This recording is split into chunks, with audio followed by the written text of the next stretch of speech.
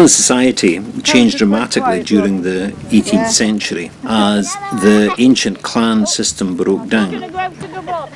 Despite being on the government side in both the Jacobite uprisings, the Clan Mackay fared no better than the rest of the Highlands following the Battle of Culloden in 1746. Like many other clan chiefs, the Lord Rays invested poorly in their southern ventures and lifestyles, and debts soared. The Lord Rays were like many other clan chiefs. Traditionally, they liked to show off their richness and their importance by the goods possessed, the houses they had or castles they had, and their general flamboyant lifestyle. Unfortunately, this lifestyle came to include large houses, sometimes both in Edinburgh and London, and unfortunately, in the case of the Mackays, very large gambling debts. The only way out of this was to increase rents on the estate, but with so many people eking out a living on such poor land, there really was little chance of getting people to pay more rent, as it was very difficult to improve agricultural output so that tenants were able to pay bigger rents. The outcome of this was that many people on the estates were unable to pay the rent. Consequently, the Lord Rays failed to gain the necessary money from their estate to cover their own personal debt. The solution for many landowners was a massive reorganisation of their estate to try and to improve agricultural output.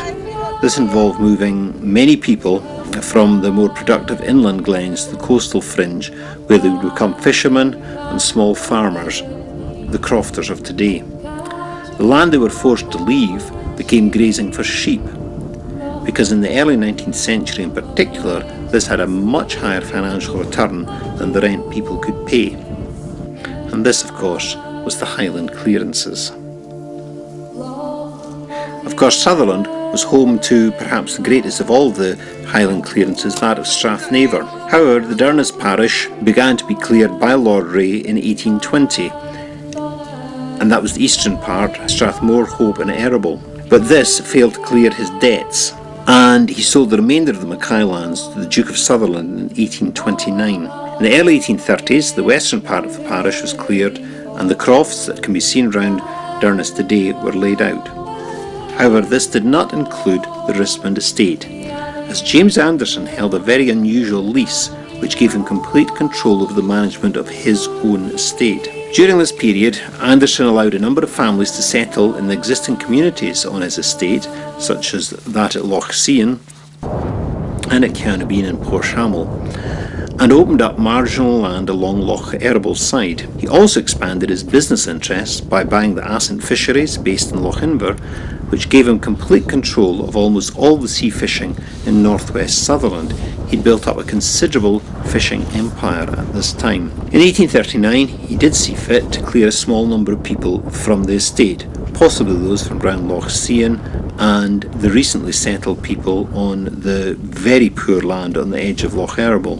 The tenants of Ceannabeinne may have really felt at this time that the dreaded clearances had somehow or other passed them by, for by the late 1830s it appeared that everyone else had been cleared except them. It was with little wonder then that they reacted so badly when in the late spring of 1841 James Anderson served upon them a notice of eviction, giving them only 48 hours to get out of their homes.